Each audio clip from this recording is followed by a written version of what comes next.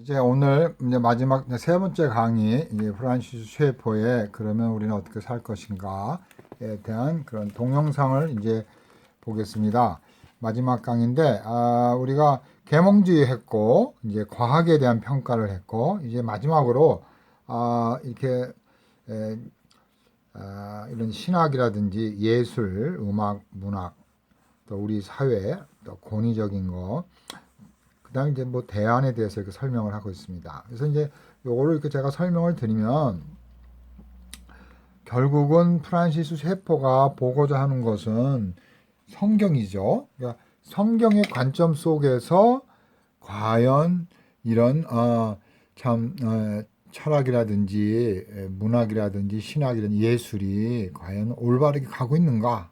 그래서 우리는 기독교 문화적인 관점을 세워주고 또 기독교 문화를 만들기 위해서는 그런 것들을 성경적인 관점에서 봐야 한다는 거죠. 그래서 결국 쭉 성경적인 관점으로 프란시스 셰퍼가 해석을 해주고 있는 겁니다. 그래서 이제 오늘 마지막인데 조금 빨리빨리 이제 양이 워낙 많아서 이렇게 자주 이렇게 쭉쭉쭉 지나가면서 그다음에 필요할 때는 또 이런 언어라든지 인물을 찾아가면서 오늘 수업을 이제 마지막 수업을 하려고 합니다.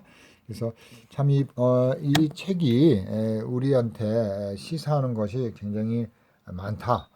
큰 기독교 문화관을 세우는데 큰 도움을 준다라고 볼 수가 있습니다. 그래서 도서관에서 여러분들이 이제 이 책을 빌려 볼 수도 있고 또 물론 이건 이제 유튜브에서도 볼 수가 있고 또 이렇게 CD를 여러분들이 나는 그냥 CD를 통째로 빌려서 고화질로 보겠다 하면 여러분 이렇게 CD를 구할 수도 있고 아마 도서관에 있는지는 제가 잘 모르겠습니다. 하여간 이렇게 오늘날 유튜브 세상에 유튜브에 다 있으니까 여러분들이 도움을 받으시면 좋을 것 같습니다. 자, 그러면 이제 마지막 강의 우리 프란시스 셰퍼의 강의를 통해서 이제 여러분들이 이제 여러 차례 지난 주하고 또 오늘 두 번 이렇게 들으니까 이제 흐름을 알겠죠. 이 프란시스 셰퍼가 어떻게 문화와 문명을 평가하는지 성경적인 관점 속에서 하나님을 믿는 또 기독교적인 가치관 속에서 법이라든지 그런 또 연구, 과학 이 모든 것들을 성경 중심, 기독교 중심으로 지금 해석하고 있는 거죠.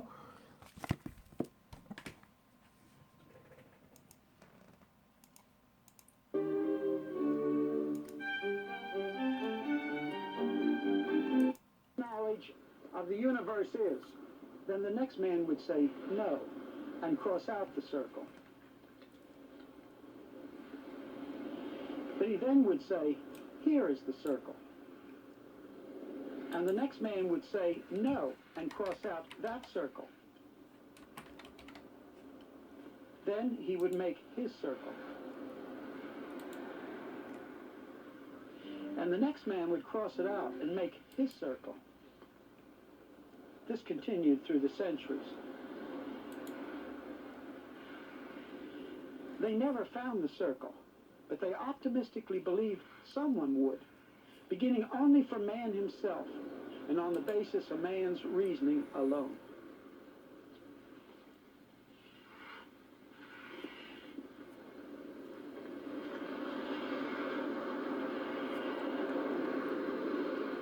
Then the endless row of circles through the centuries and the crossing out was broken. And a drastic shift came because the humanistic ideal had failed. Humanistic man gave up his optimism for pessimism. He gave up the hope of a unified answer. And this makes modern man who he is. Jean-Jacques Rousseau, philosopher from Geneva. He lived in the 18th century. He thought primitive man, the noble savage, to be superior to civilized man.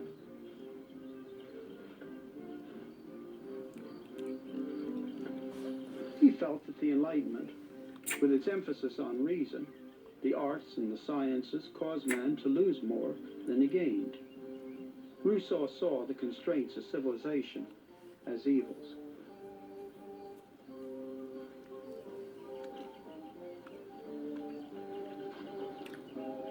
L'homme est né libre, et cependant, partout il est dans les fers. Man was born free, but everywhere he is in chains. He demanded not just freedom from God or the Bible, but freedom from any kind of 그러니까 루소는 자유를 원했죠. 성경, 하나님, 문화, 권위 모든 것으로부터 벗어나자는 거죠. restraint. 자연으로 돌아가자는 Freedom 거죠. from culture, freedom from authority, absolute freedom for the individual, with the individual at the center of the universe. When applied to the individual, his concept led to the Bohemian ideal, where the hero was the man who fought all standards and all values and all restraints of society. When Rousseau applied his concept of autonomous freedom to society, his concept would not function. Whosoever refuses to obey the general will shall be compelled to do so by the whole body. Rousseau wrote this in 1762. This means nothing less than that he will be forced to be free.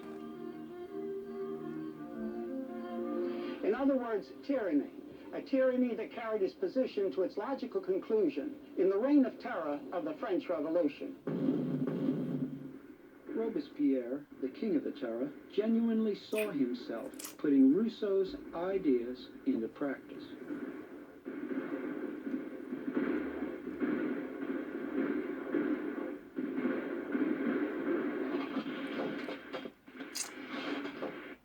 Paul Gauguin was a follower of Jean-Jacques Rousseau. In his hunt for total freedom, he deserted his family. He went to Tahiti, hoping to find there the noble savage. And there he found the ideal of the noble savage to be an illusion. As he worked on this painting, he also wrote about it. He called it a philosophical work comparable to the gospel. But what a gospel. Gauguin himself said, "Close to the death of an old woman, a strange, stupid bird concludes. Whence? What? Whither? O sorrow, thou art my master. Fate, how cruel thou art, and always vanquished. I revolt." what he found in Tahiti was death and cruelty.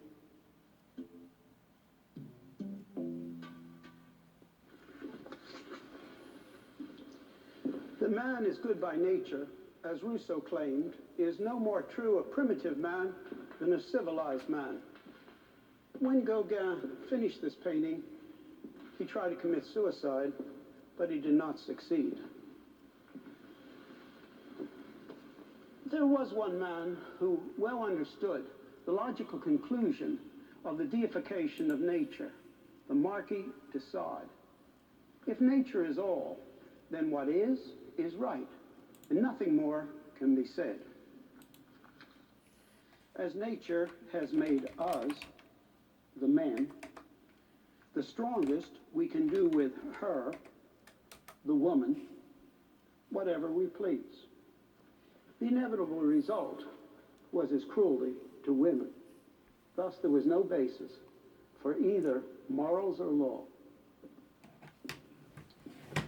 Let me dwell for a moment on the Dutch Reformation painters who so rejoicingly painted the simple things of life. They knew that nature was created by a personal and a good God. But they also knew, because of the fall, man's revolt against God, that nature as it is now is abnormal. That is a very different thing than taking nature as it is now and making it the measure of goodness. Because when this is done, there is no difference between cruelty and non-cruelty. Even at the time of Rousseau and his followers, the two concepts of total freedom and of everything, including man, being part of one big machine, could no longer be kept together. Rousseau's position of man's total freedom collides with the position that on the basis of man's reason alone, everything, including man, is part of one big machine. The two positions just couldn't be kept united. Later, the German philosophers Immanuel Kant and George Wilhelm Hegel and the Danish Søren Kierkegaard wrestled with the problem of a unity of reason on one hand, and on the other hand, meaning and values. But they did not solve the problem. Humanistic man, beginning only from himself, has concluded that he is only a machine.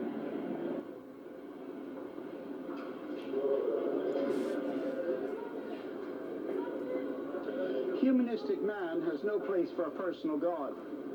But there is also no place for man's significance as man, no place for love, no place for freedom.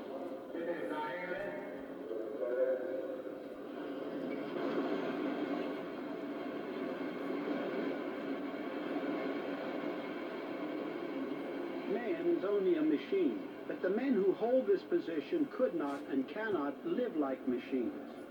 If they could, modern man would not have his tensions, either in his intellectual position or in his life. But he can't.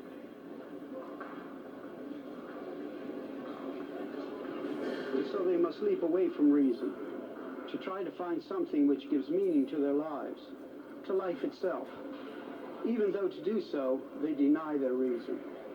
Once this is done, any type of thing could be put there, because in the area of non-reason, reason gives no basis for a choice.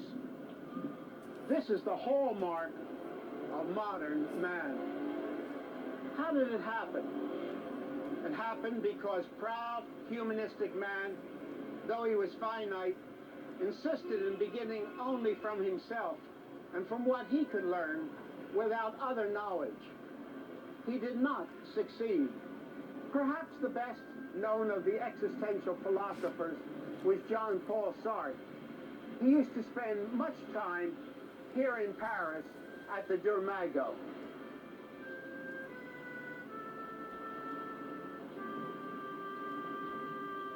His position is that in the area of reason, everything is absurd, but that one can authenticate himself, that is, give validity to his existence by an act of the will.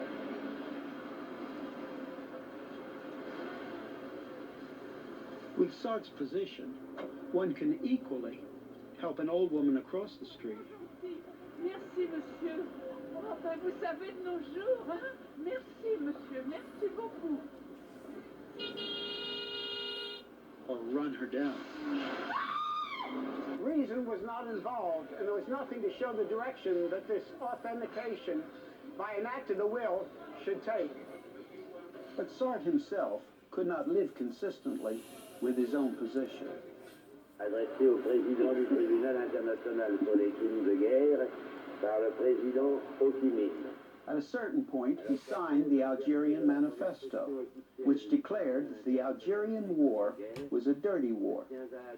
This action meant man could use his reason to decide some things were right and some things were wrong, and so he destroyed his own system. Au moment où les impérialistes américains intensifient à outrance l'escalade. Karl Jaspers, German existentialist, tended to have the greatest impact on the thought and life form which followed existential thought. According to him, we may have some huge experience, which gives us the hope that perhaps there is a meaning to life, even though our reason tells us that life is absurd. He calls this a final experience. Martin Heidegger was another existential philosopher who said that the answer was in the area of non-reason. The German philosopher said there is something he called angst, a general feeling of anxiety one feels in the universe. This feeling, this mood of anxiety, revealed existence. and this imposes on us a call for decision. Out of this mood comes meaning to life and to choice, even against one's reason. Meaning which rests on nothing more than this vague feeling of anxiety, so nebulous it doesn't even have a specific object. As Martin Heidegger grew older, this view became too weak for him, so he changed his position. Existentialism as a form of philosophy has all but disappeared, but more and more people are thinking this way, even if they do not know the name existentialism. To them, reason leads to pessimism, and so they try to find an answer in something totally separated from reason. 이렇게 이제 그 실존주의는 나중에 이제 현대 신학에 큰 영향을 주게 됩니다. 칼 바르트라든지 폴 틸이라든지 에밀 브루너라든지 이런 많은 현대 신학자들에게 이제 이런 실존주의자들이 영향을 많이 주게 되죠. Huxley, the English philosopher and writer, proposed drugs as a solution. According to him, we should give drugs to healthy people. For example, the resurrection of Christ from the dead. But it tried to hold on to a historical Jesus by sifting out from the New Testament all those supernatural elements which the New Testament taught about Jesus.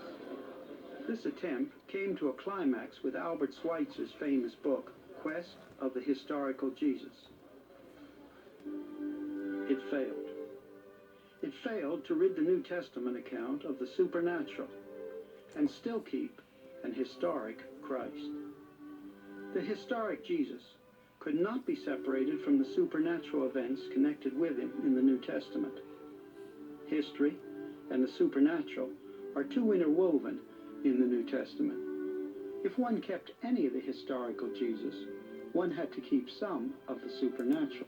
초자인 현대 신학자들이 현대인들이 이제 이성적으로 초자연적인 것을 증명할 수 없기 때문에 성경에 있는 기적이 초자연적인 기적을 빼려고 하는 거죠. 그거를 If one got rid of all the supernatural, one had no historical Jesus.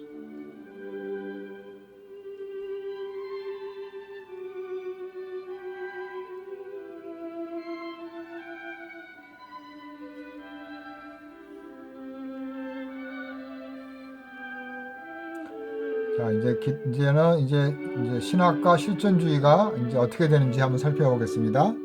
실존주의가 신학에 어떻게 영향을 주었는지.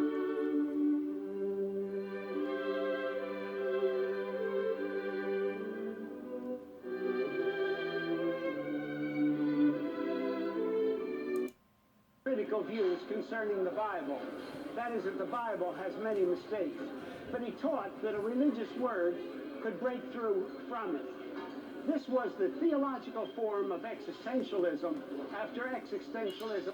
자, 아까 말한 그 실존주의가 이제 신학에 들어가가지고 신정통주의가 만들어진 것을 보여주고 있습니다. 신정통주의 신학 칼바르트. Had been accepted in its secular form.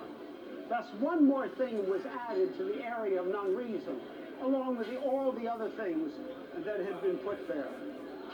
In another way, we must have admiration for the Swiss Karl Barth, because while he was teaching in Germany, he spoke out clearly against Nazism in his Barmen Declaration of 1934. The teaching of Barth led to those theologians who said that the Bible isn't true in the areas of science and history. But they nevertheless looked for a religious experience from it. And for many adherents of this theology, the Bible does not give absolutes in regard to what is right or wrong either. Before you even come to the Bible and begin to read it, one must realize there are two ways to read the Bible. One is just one more religious things among thousands of other religious things, which really are nothing more than another form of trip, not very, very different actually from a drug trip. The other way is to understand that the Bible is truth.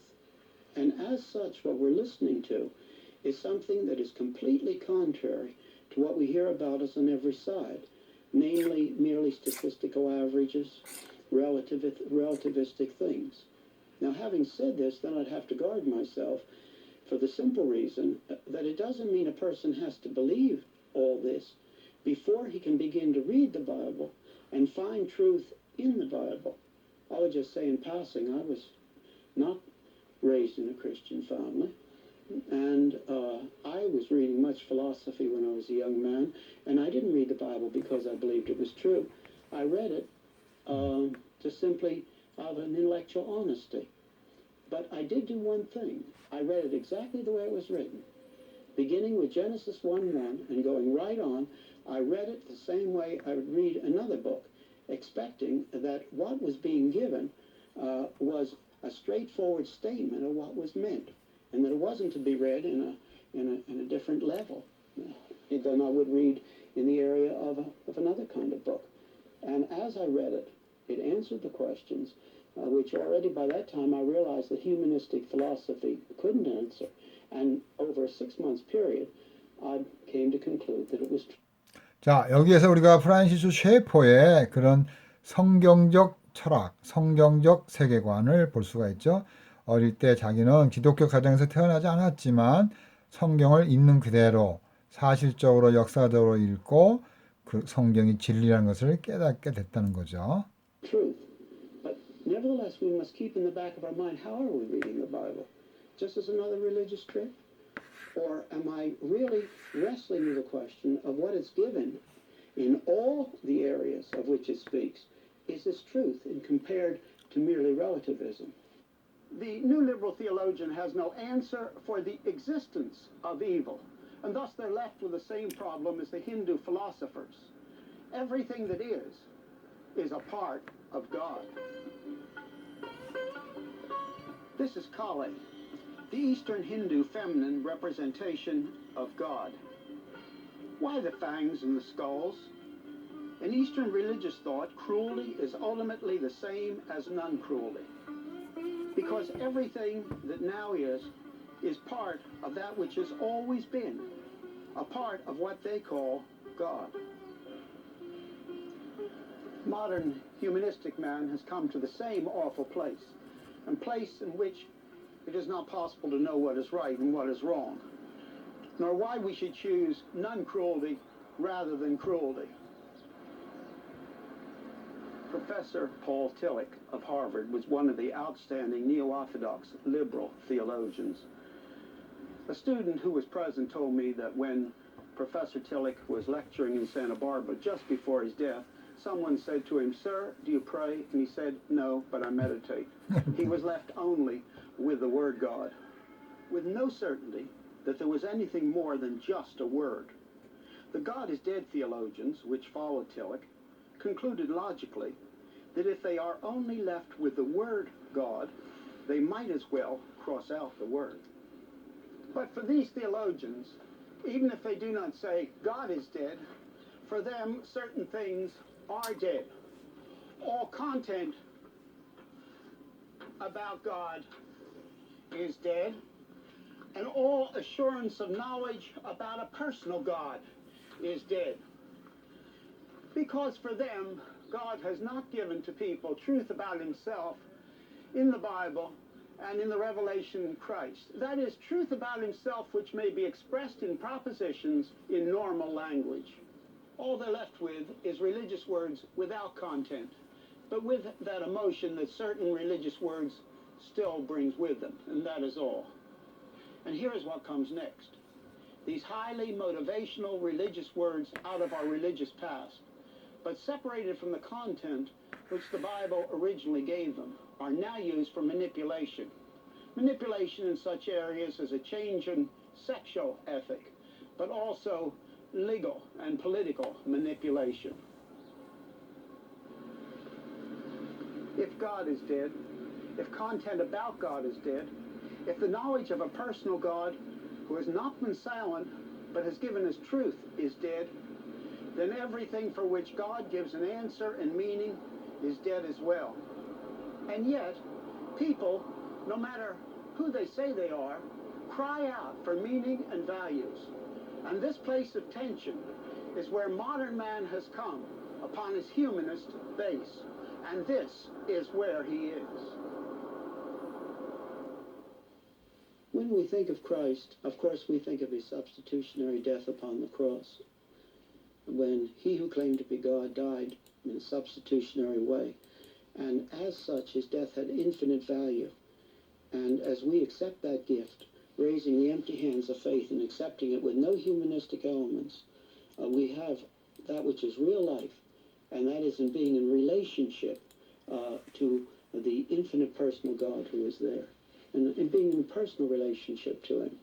But Christ brings life in another way that often is not as clearly thought about, perhaps, and that is that he connects himself with what the Bible teaches in his teaching.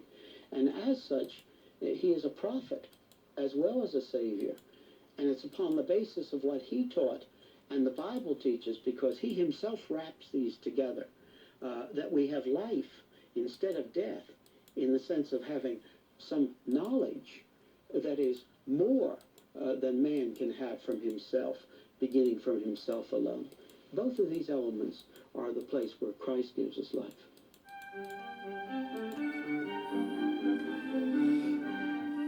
자, 우리가 볼 수 있는 것은 결국은 이제 이런 영역 속에서 우리가 성경 중심, 하나님 중심으로 살지 않는다면 어떤 과학이나 철학이나 어떤 사상으로 포장을 해도 핵심이 없다는 거죠. 예수님이 없고 진실이 없고 진리가 없다면 그건 사실은 하나님 없는 거라는 거죠. 하나님 없이 사는 인생이라는 거죠. 그건 얼마나 사실 허무하겠습니까? 의미가 없다는 거죠. 그래서 우리 기독교 문화라는 것은 반드시 예수 그리스도가 생명의 주이시오 역사적인 인물로서 우리를 위해서 십자가에 돌아가시고 우리를 사랑하시고 우리 인간들에게 의미를 주시는, 과학을 할 때도 의미가 있고 또 미술을 할 때도 음악을 할 때도 모든 영역 속에서 우리의 주인이 되시는 그 예수 그리스도를 바라보자는 겁니다. 그게 성경의 메시지라는 거예요. 그래서 우리는 이런 신학자들까지도 성경에서 과연 바르게 말하고 있는가, 성경을 따라서 바르게 말하고 있는가를 평가하는 겁니다. 지금 칼 바르트, 에밀 브루노, 몰트만, 폴 틸리 이런 많은 신학자들을 지금 언급을 했습니다. 그 사람들이 과연 성경에 의해서 성경대로 말하고 있는가, 초자연적인 것, 보이지 않는 것, 영적인 것, 그거를 빼버리고 역사적인 걸 빼고 인간의 이성적으로 판단해 볼 때 취향적으로 이것이 옳다 생각하는 것만 믿고 따르는 그런 부분적으로 기독교를 그런 종교로 만들어 버릴 때 하나님은 아까 글자를 지웠죠. 하나님 없는 거나 마찬가지죠. 하나님은 살아계시고 하나님은 계시기 때문에 우리는 그런 방법으로는 하나님을 알 수 없고 또 그런 방법으로 우리의 문화와 우리의 삶을 살아갈 수는 없다는 거죠. 하나님은 살아계시고 성경을 통해서 말씀하고 계신다는 거죠. 오늘날 우리에게도 성경은 의미를 주고 그 의미는 진실하고 또한 영원한 하나님의 말씀이라는 겁니다. 자, 이렇게 프란시스 셰퍼가 강력하게 하나님 중심으로 이런 철학, 또 미술, 또 이런 현대 신학자까지 평가를 했습니다. 이제 또 마지막을 보겠습니다. Were following nature, as it was then called, in their painting. They were impressionists. They painted. 자, 이런 이제 그림에 대한 얘기를 통해서 이제 평가를 하고요. 인간에 대한 문제를 보여주고요.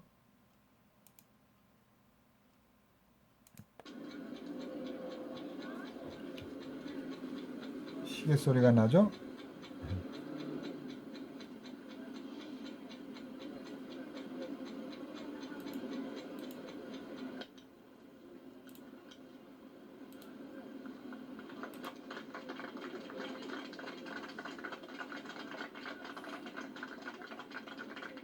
John Cage was another one who could not live with his concept of a chance universe because it does not fit the universe which exists. Cage was an expert in the knowledge of mushrooms. he himself said. I became aware that if I approached mushrooms in the spirit of my chance operation, I would die shortly.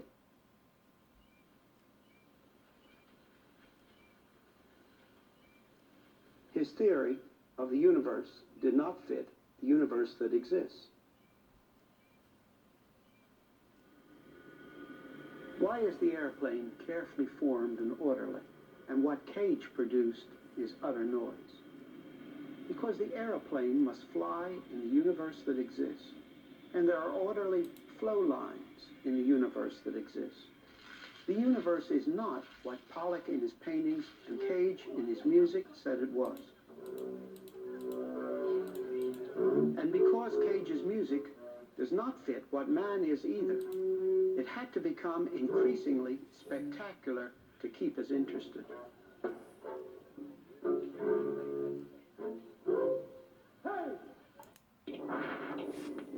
Is this still art? Is it not rather a bare philosophic intellectual statement, separated from the fullness of who man is and what the universe is, tending to be only a bare intellectual statement rather than a work of art? It often has become anti-art art. 자, 이런 반문학점 After philosophy, art, and music, poetry, the novel, and drama became the vehicle for these ideas.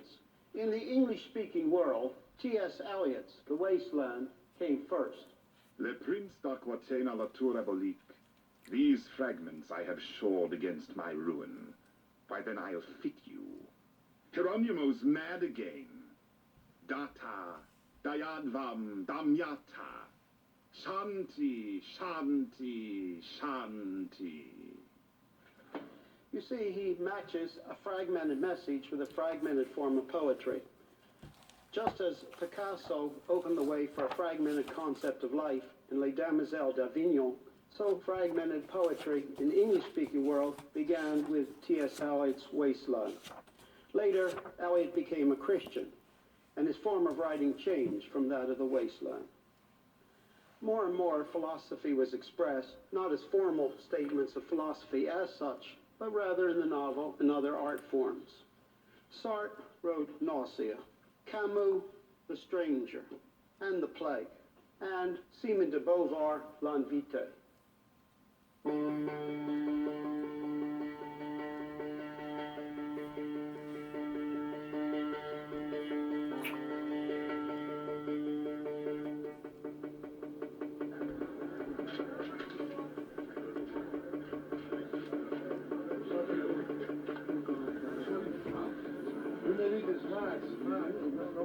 영화를 만드는 겁니다, 지금 이제 일부러.